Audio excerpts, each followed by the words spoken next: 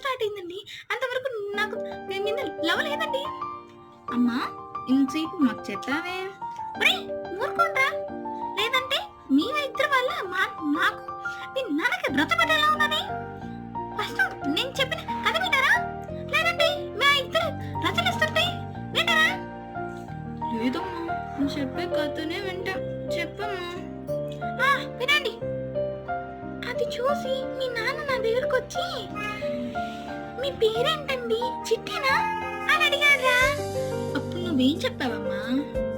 నేను నా పేరు శారదా అని చెప్పానురా నవ్వుతూ.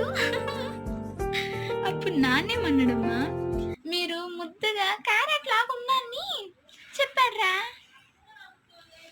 అవునా అమ్మా? అందుకేనేనా నాన్న ఎప్పుడైనా మీరిద్దరు రచ్చ చేసుకుంటే నీ కోపం తగ్గడానికి ఓయ్